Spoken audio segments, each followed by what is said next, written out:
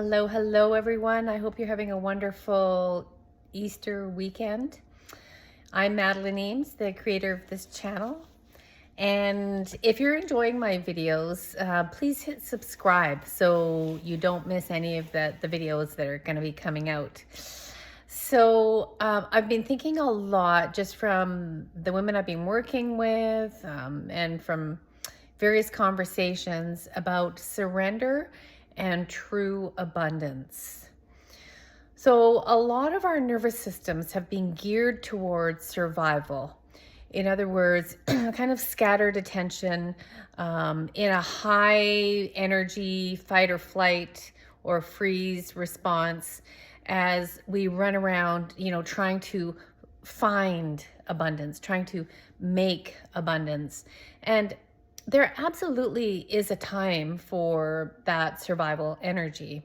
For example, if you just have to make ends meet, if you have to pay your bills and you don't have a lot of income, or if you have children when they're small, it's all about survival is number one.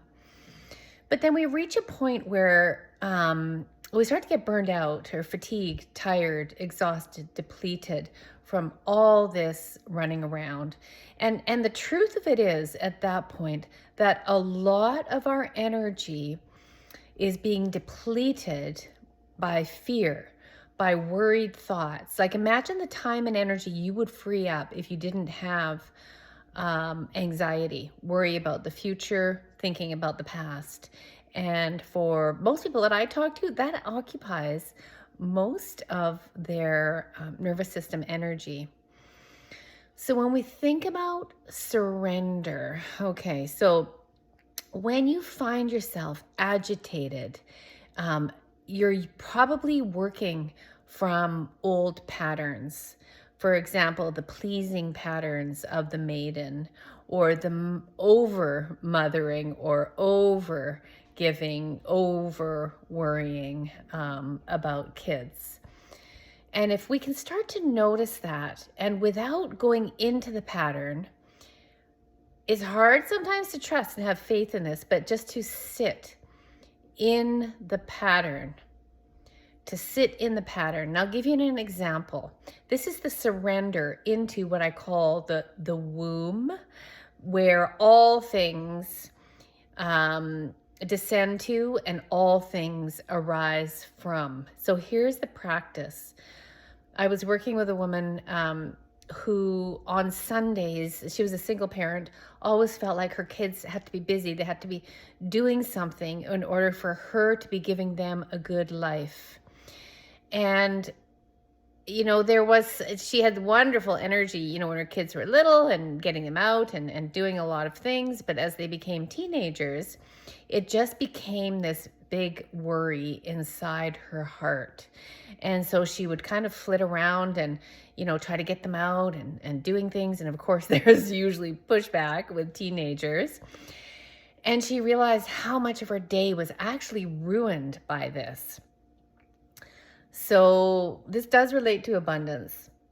So what she did one afternoon, which to her felt excruciating, was to just sit, to notice as these patterns arose, and she would sit, and I think she would look out the window and she would breathe, and her kids would come in, and then they'd lie on the couch and go on their phones, and she would continue to sit without moving towards them, without having to control, without having to people please. And as she just continued to sit, one of her children started to approach her and actually talk to her, which was new because usually they're like, whoa, mom, back off. And then the other one kind of circled around and came and sat beside her. She wasn't trying to do this, but she was disengaging from her patterns of fear and scarcity. Not enough. I'm not a good enough mother. And she sat, and as she descended into this point, into this hole, something shifted and things started to flower from there. One of her kids made a suggestion about something they could do together, and it just went on from there. So the same thing happens when you are looking for abundance. Think about all the running around that you do, and if you can, just sink in to that pattern. Another example, I was working with a woman who had a job where she didn't like it at all. She felt, again, really scattered, task to task, and she spent every free moment searching for another job. There's nothing wrong with that, but it was exhausting her. And in fact, what she was doing was becoming so busy that the universe was trying to give her something and she wasn't available for it because she wasn't present. We can only ever be reached in the present moment by the universe, by God, by abundance.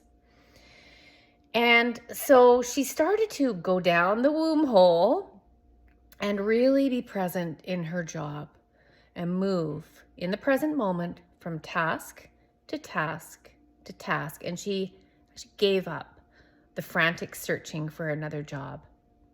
Now, what happened next was nothing short of magic. The people around her noticed, her customers noticed, and started to comment. And this started to travel upwards towards, it was part of a corporation. She was on the bottom. And the promotion came.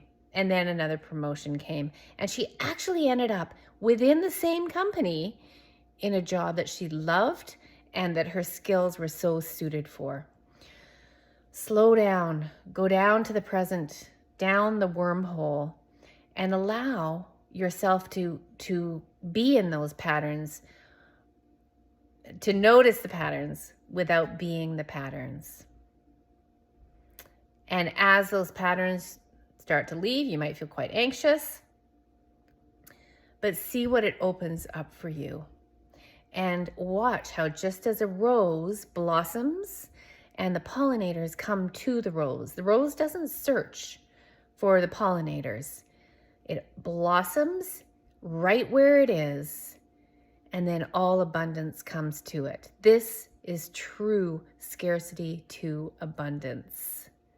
I would love to know, as you practice this, let me know what unfolds for you. I hope this has been helpful. Feel free to leave a comment, and I love hearing from you, and I will respond to you. And take care. Womb awakening to love.